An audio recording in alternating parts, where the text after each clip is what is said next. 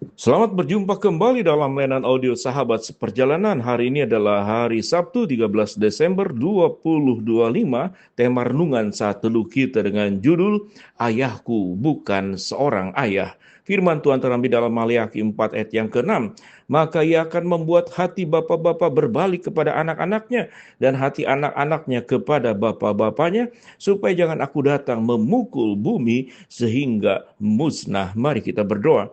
Bapa yang di dalam surga, kami ingin belajar sesuatu yang sangat menarik, di mana kitab Maleakhi pasal keempat ayat yang terakhir pada keenam memberikan sebuah pesan tentang hubungan ayah dan anak. Biarlah kami belajar kebenaran firman Allah ini, dalam nama Tuhan Yesus kami berdoa, amin.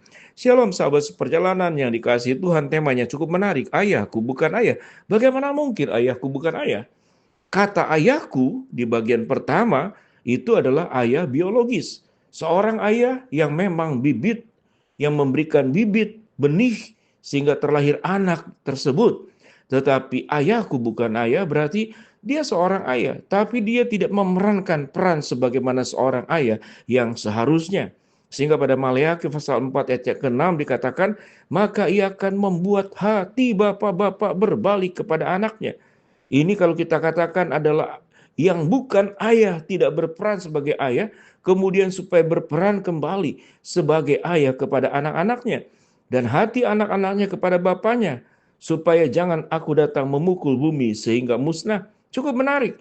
Yang pertama adalah hati ayah berbalik kepada anaknya. Yang kedua, hati anak-anaknya berbalik kepada bapak-bapaknya. Pada bagian ini kalau kita boleh menafsirkan bahwa anak-anak yang seringkali salah jalan, anak-anak yang kemudian tidak menuruti nasihat orang tua, karena orang tua memang nasihatnya tidak sesuai dengan kehidupannya, sehingga menjadi sebuah hubungan yang terputus. Banyak anak-anak yang fatherless, tidak ada peran ayah dalam hidupnya. Bahkan peran ayah memberikan contoh-contoh yang buruk, yang tidak bisa diikuti. Siogianya ayah itu menjadi teladan, menjadi contoh, menjadi cermin, menjadi penuntun, menjadi inspirasi buat anak-anaknya. Tetapi kalau kita melihat rupanya faktor-faktor seorang ayah yang tidak berperan dengan baik, itu terjadi dalam perjanjian lama. Mari kita lihat siapa itu ayah yang tidak berperan dengan baik. Kalau kita melihat yaitu siapa? Adam dan Hawa. Punya anak Kain dan Habel. Kain membunuh Habel. Kemudian kalau kita melihat bagaimana di dalam bagian firman Tuhan, yaitu Daud. Daud memiliki anak-anak dari berbagai istrinya. Namun kemudian Amnon itu memperkosa saudaranya Absalom yang bernama Tamar dari ibu yang berbeda. Tamar ibunya Maakah dan Amnon ibunya Ahinoam.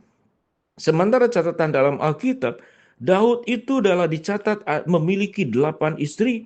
Mikal, Ahinoam, Abigail, Maakah, Hagit, Abital, Egla, Batsheba, dan banyak istri yang tidak tercatat serta selir-selirnya. Seorang ayah yang tidak setia, yang sudah Tuhan bangun sebuah hidup rumah tangga yang sifatnya monogami. Contoh-contoh dalam Alkitab banyak orang-orang yang dipakai oleh Tuhan yang menjadi raja memiliki istri yang banyak. Mungkin dikatakan itu tradisi pada zaman terdahulu. Tetapi Allah sudah membangun rumah tangga, tidak seorang suami tidak beristri banyak. Allah memberikan Adam satu saja, memberikan Hawa kepada Adam satu saja. Dan juga Adam untuk Hawa. Monogami, satu untuk selamanya. Tatkala peran-peran itu tidak berfungsi dengan baik, memberikan contoh yang baik, maka kerusakan-kerusakan dalam rumah tangga itu bisa terjadi.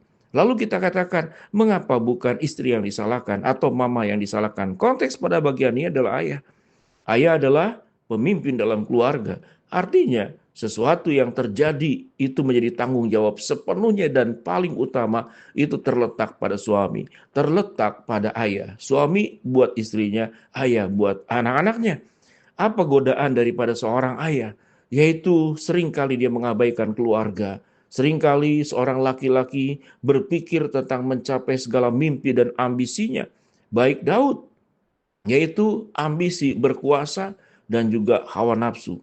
Kekuasaan seseorang yang tidak diubahkan oleh Allah, tidak disentuh hidupnya, tidak hanya ingin berkuasa, memiliki uang yang banyak, kedudukan yang banyak, kemudian pengaruh yang banyak, popularitas yang banyak, juga tergoda untuk punya istri yang banyak. Di dalam bagian inilah Tuhan mengajarkan biarlah para ayah itu berbalik kepada anaknya dan para anak-anak berbalik kepada ayahnya. Allah ingin memberikan sebuah kehidupan rumah tangga yang diperbaiki dan diperbaharui. Bila sahabat seperjalanan, kalau ada peran ayah yang tidak tepat dan anak kemudian juga jadi tidak menghormati kepada ayahnya. Kalau anak salah jalan, mungkin karena ayahnya sendiri sudah salah jalan. Kalau anak tidak bisa menahan nafsu, karena ayahnya sendiri tidak bisa menahan nafsu.